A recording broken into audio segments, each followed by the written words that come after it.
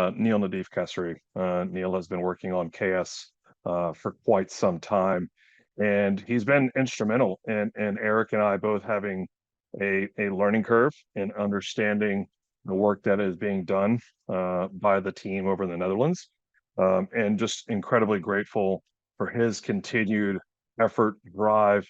When he works on Kleefstra syndrome, like it genuinely feels like he's one of us. He's one of the parents. The amount of effort that he puts into this. So, Nael, thank you for coming yet again to present to the community. Really excited. I'll turn it over to you. Yeah, well, you're welcome. Very nice words, Jeff and Eric. I will share my screen. This one. So can you see it? Yes, we can see it. Yeah, can you see yeah, it? there you go. Perfect. Okay, yeah. Yeah, well, first of all, I thought those were really nice words from both of you and also Eric. And I really share this hope. I think it's I personally have been working the last 15 years or so on rare neurodevelopmental disorders, and it's amazing the momentum that there is now, and this has been made through to a lot of new technology being made available at different levels, but also I think the organization through via the parents and this patient organizations really pushes us scientists, but also help us a lot, and the whole community.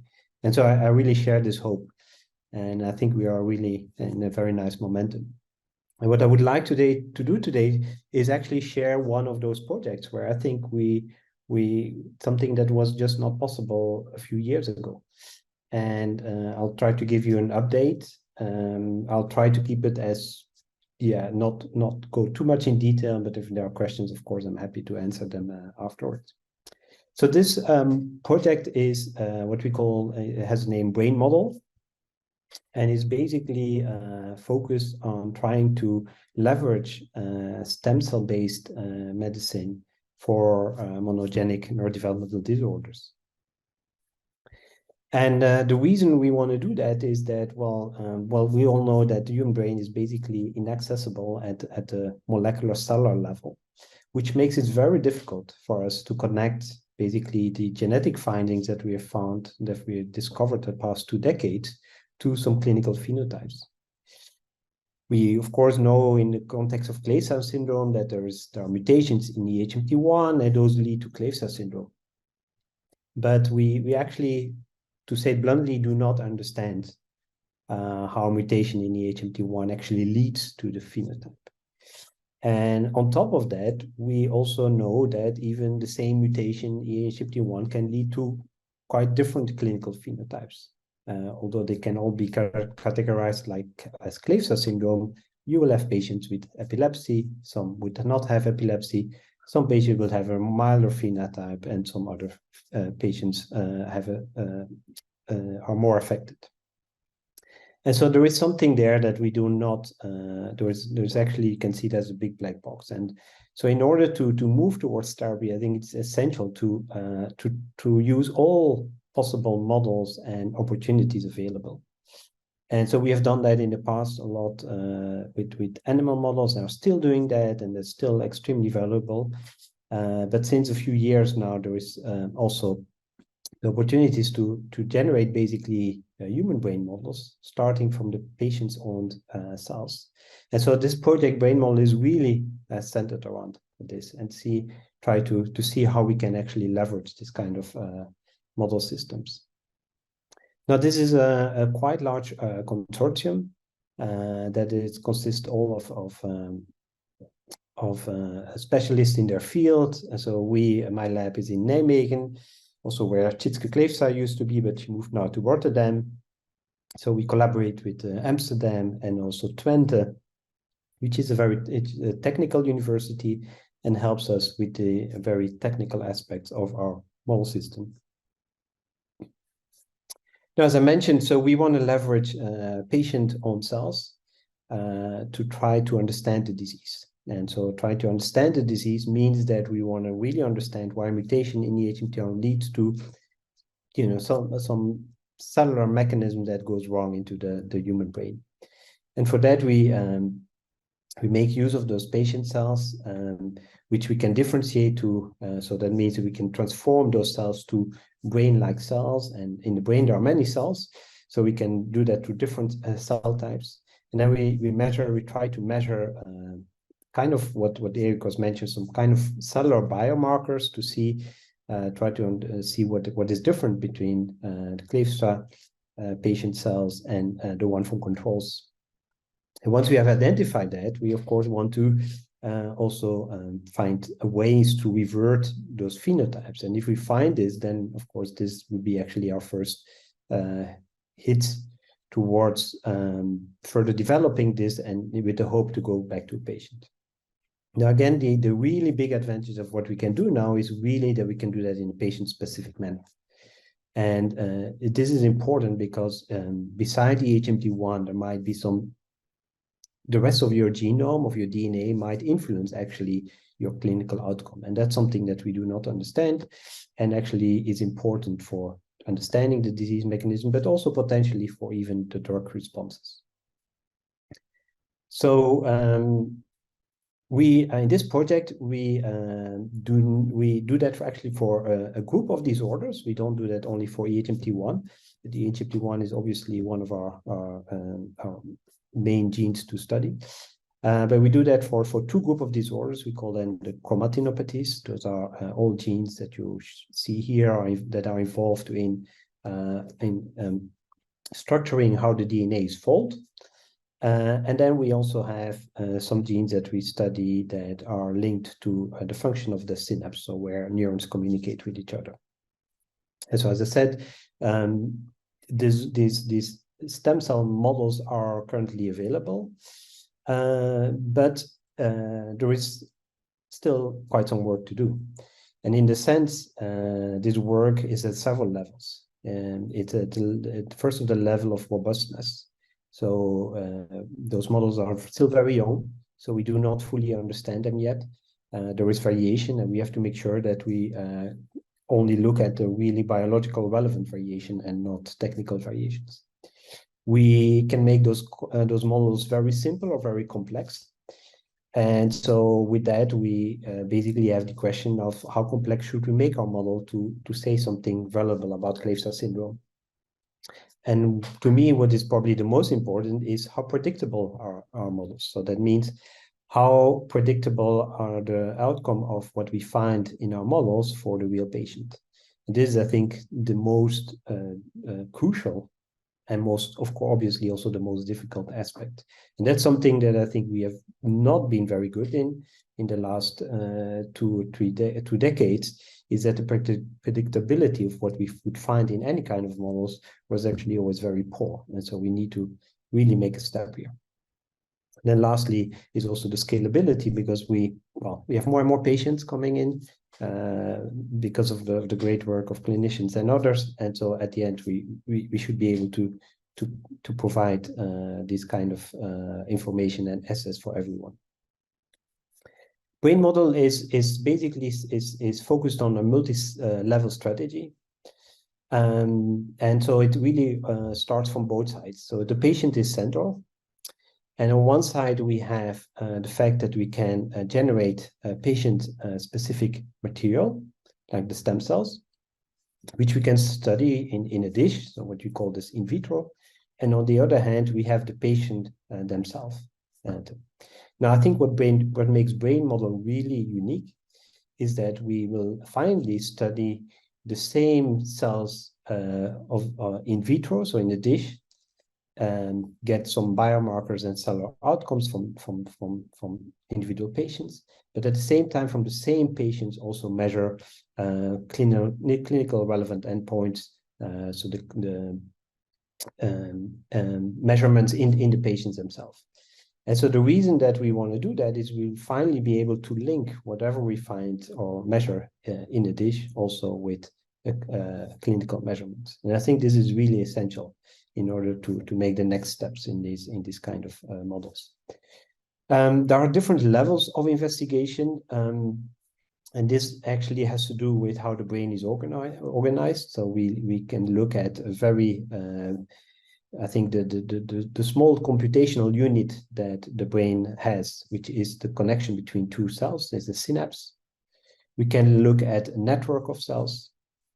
And then in the patients, we can then look at what we call EEG.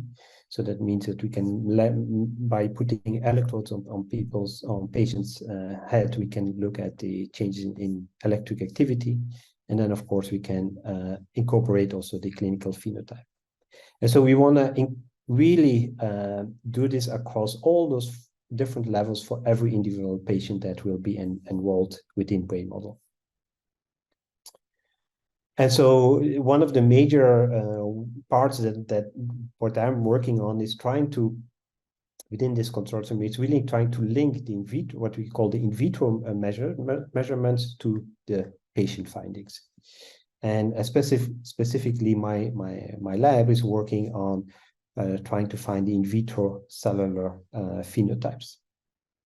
So the way we do that, and I explained that already last year, but I'm happy to recapitulate this or to talk about this again, of course, is to generate neurons from Kleefstra patients, and then we grow them on this kind of, we call them smart petri dishes, microelectrode arrays, where we can measure the activity of those cells. This kind of activity is seen here. And basically, this type of activity allows us to very carefully see how cells communicate with each other, when they communicate, how often, who is communicating with who, and how loud. And this is important because these kind of neurodevelopmental disorders are thought to be really a disorder of communication between neuronal cells. And so we can now do this for every individual patient. We can find this basically fingerprint of their communication of neurons. And this again, this is measured in a petri dish, starting from stem cell from a specific patient. The nice thing is that this kind of readouts or measurements also correlate to measurements that can be taken directly from the patient themselves through these EEG recordings, where you put electrodes on kids' patient's head, and then you can measure this same type of activity. And so in this way, we now have a possibility to measure something in a dish that resembles real life measurements. And so if we now start doing this for controls, let's say healthy individuals and patients with Kleefstra syndrome, then we see that these communication patterns are different.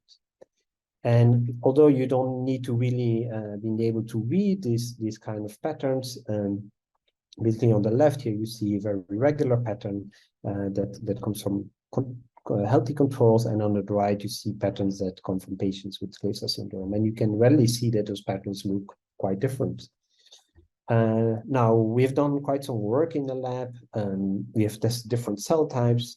And so what we find, and that's something that I forgot to mention before, is that whereas in controls, there is a certain balance between what we call excitatory and inhibitory cells, this balance is very much skewed in Kleefstra syndrome patients, at least what we find, more towards excitation. So that means there is a disbalance between inhibition and excitation.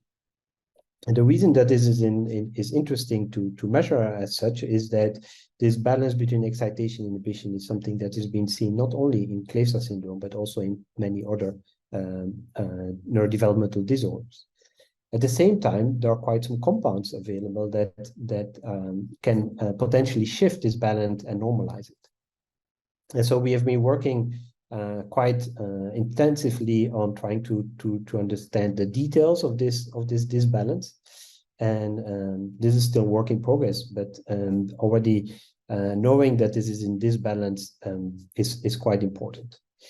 Now again, You might wonder, why do you actually do all this work in a dish, which is quite takes some time and it's quite difficult. The reason, of course, is that once we have this phenotype of, if you would say, biomarker, one, of course, can start testing ways to revert that and to normalize this. And this, of course, not in the patients themselves, but in the patient cells. So we can have actually now a patient in the lab instead of do those experiments in patient in the lab instead of on the patient themselves. And allows us, of course, to do this trying many different treatments and interventions. But of course, the goal is really that we ultimately can link what we find in a dish to the patient. And although this might at first sight seem quite trivial, as I mentioned, the signals we gained from these in vitro experiments somehow are very much related to what we measure in the patient themselves, so via the EEG. However, there are quite some steps that need to be done here. And so that's something that we are working on, and I will show you one example how we can do that. But so the most important part for a brain model was not only to get blood samples and to generate those stem cells and then measure in vitro, but was also, of course, to perform those clinical EEGs on Kleefstra patients. And this was actually has not been done systematically. And so within brain model, through the fantastic work from Ariane Bouwman and Kleefstra, we've been able now to perform quite some EEGs in Amsterdam and at the Radboud University in Nijmegen. And so I'm happy to show you that after even not about a little bit more than a year, we have now been able to include several patients. That for which we have successfully been able to record the EEGs. So you see here the different genes that are involved in the whole brain model consortium. You see that for EHMT1, we have now effectively 4 patients for which we have been able to record proper EEGs. And you can see how it works here. So this is just a lab technician, so it's not a patient. But just to illustrate how this works, so they get a cap on their head, and then they are asked to stay still as much as possible, eyes, and then we record those electric signals coming from their brain. We do that in different conditions, eyes open, eyes closed, and this basically allows us to get a fairly accurate signal from their brain. And so from the same patients now, we also take their blood and make those stem cells. And so the idea is really then to connect the signals that we get from the patient to the signal we get from in the petri dish. And so this, since this was not done previously done with EHMT1 or Kleefstra patients and other neurodevelopmental disorders patients systematically, we were not sure that it would give us really good quality EEGs, but it seems to be the case. And so we're really happy that we can include those patients. And in 2024, there will be another set of patients included. And I think that we aim for EHMT1 to have at least 8 to 10 patients. So how do we now connect both worlds? How do we connect our in vitro findings to patient findings? So this, again, it's quite a tour de force that is needed for that, and I will spare you all the details. But we have made great progress, which is something that has been published very recently, a few months ago. And basically, what we do is we try to use what we call an in silico model to bridge both worlds. So that means that we make a model, a computer model, that can predict our in vitro measurements. And similarly, we built a computer model that can predict the EEG models. And so once we have those predictions from both in silico models, we can merge this, effectively bridging then in vitro with patient measurements. And just to keep it very simple, as I showed you, we can measure excitation inhibition balance in vitro And it's something we can also do now in patients. So the question is, does it correlate to each other? Does the disbalance that we see in the dish, do we also see that in the Kleefstra patient? And then on a one-on-one basis, it's possible. It's also possible that it does not, but we need just quite some numbers to be able to look at those correlations. And of course, once we can do that, we can also think about reversing that in a patient-specific manner again. So the people that all work on the brain model, and I just really want to show them to you, because I think we've been talking about this huge project for a while, but just to give you credits to all the people, of course, Tjitske Kleefstra. I also have to really acknowledge Matthijs Verhagen in Amsterdam, who is co-leading this project with me, and many other people. And you see also quite some user groups that are involved in this project. Now, in the last few minutes, I want to also share some data, just very briefly, on our progress, in also thinking about how we can actually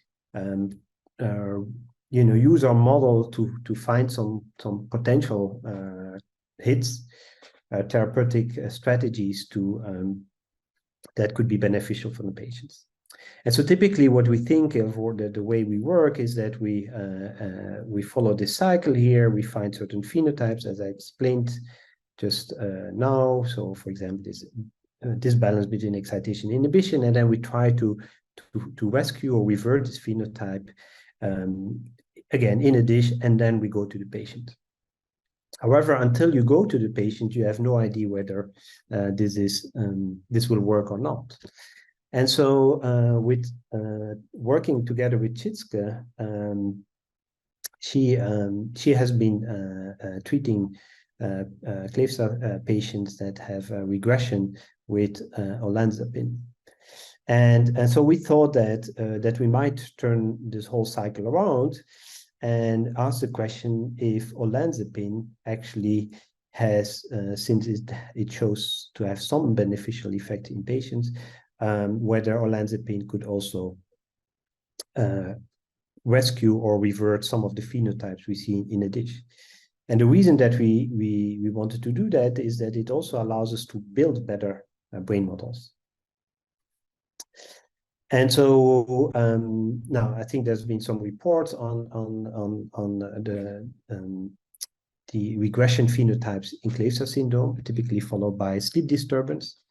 And as I said, olanzapine has been anecdotally tried now, and I think there is a very in-depth study ongoing, and I'm sure Tjitske will talk about this more in detail.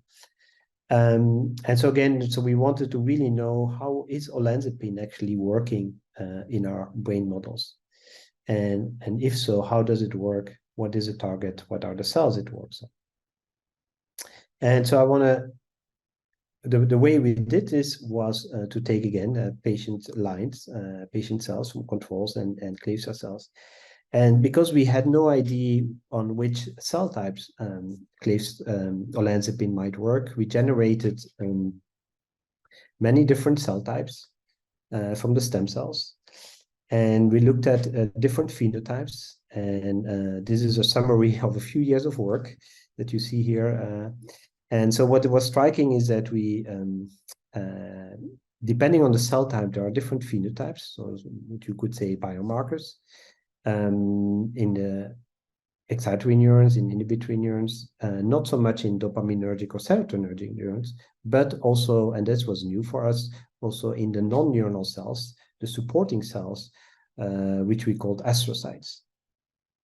And so when we tested olanzapine, to our surprise a little bit, we found that olanzapine has actually no effect on whatever cell type, neuronal cell types, except for the astrocytes. And so this led us to a whole investigation into the role of EHMT1 in those non-neuronal cells. And this is just a little summary of that, because I have not the time and to go really in detail, but again, I'm happy to answer any questions about this. But basically what we find is that if we generate those, we measure this neuronal communication, now in the presence of astrocytes from Kleefstra patients, then we get again a very deregulated network of communication. And we found that this is caused because there is what we call the neuroinflammation phenotype. So those astrocytes show a neuroinflammation phenotype, and I believe that this afternoon Karl Ernst will also show some data in this direction. And so we could pin down the molecular causes for that. Again, I will not go into detail, but because we understand this molecular cause, we were also able to revert this. We were able to revert this by using antagonists for a certain protein. We were able to revert this by using olanzapine, and also by using this NF-kappa beta inhibitor, which Karl Ernst will be talking about. Not only could we do this in the iPS-derived cells, but we could also go back to our mouse model. And I think this is very interesting to see that we actually found very similar phenotype at the network level, but also in those astrocytes. And interestingly, we also, the molecular signature that drives this cellular phenotype was similar in the mouse model. And so this gives us very much hope that this is a real biological event. And that's something that we also taking back to the patient, especially this neuroinflammation phenotype. So of course, the big question now is also if we can rescue some of those phenotypes in intact in vivo system. With this, I would like to end my presentation. Of course, it's done mostly by the BRAINmodel consortium, but also by a lot of enthusiastic people that all work on neurodevelopmental disorders, on rare neurodevelopmental disorders.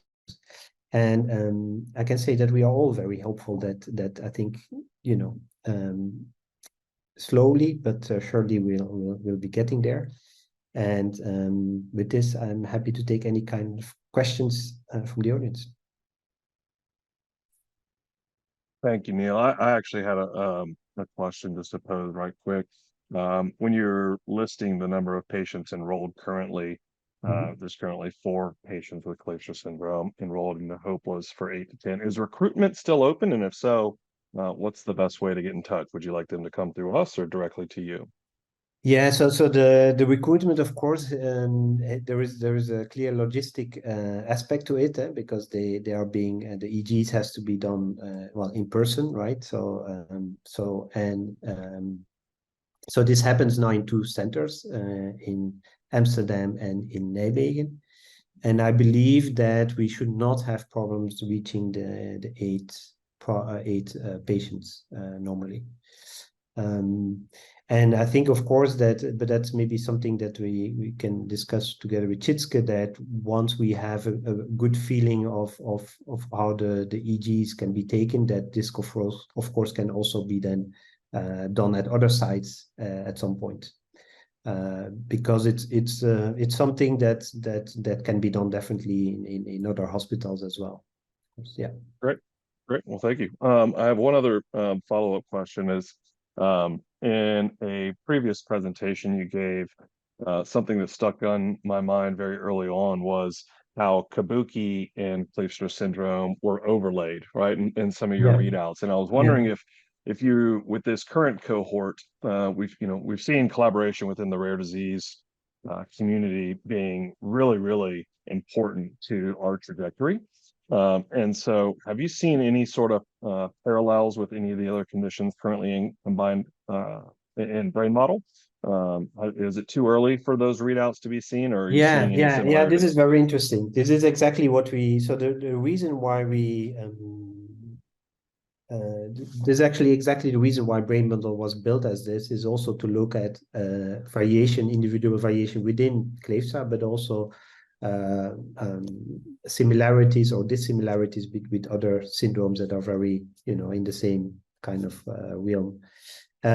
We as you might see, we included also patients with genes that lead to Kabuki syndrome, and so that's the short answer is still too early to confirm or to know, but this will be a very interesting outcome, right? To see whether you really see a disease-specific signature, let's just say, or is it really very much patient-specific or not? Yeah, or how much overlap is there?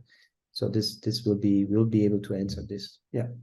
Well, it's fascinating work. I mean, seeing Yeah. how we're kind of reverse engineering, going backwards in the process to really understand this a little bit further and what's causing it. One other quick question is there an applicable S100B antagonist available for human rescue or for the NF-kappa B outside of the olanzapine mentioned? Was there anything else Yeah. that we know of right now?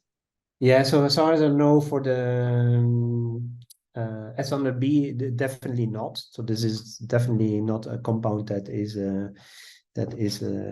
can be used for humans. So it's for the NF-kappa B. Now I have to think, but probably Carl Ernst can tell me more about it. Can say more about this. But I think there are some compounds that are FDA approved that are in that pathway. Yeah. Great. Well, Yeah. as always, I think Eric alluded to it. If not, I'll double down. Neil serves also on our SAB, and from very early on to today, your involvement has been incredible every time we reach out, and so just really grateful for you and all your work and the team's work over there. So thank you for taking the time to come and present today. You're welcome. All right, so now we will move on uh, to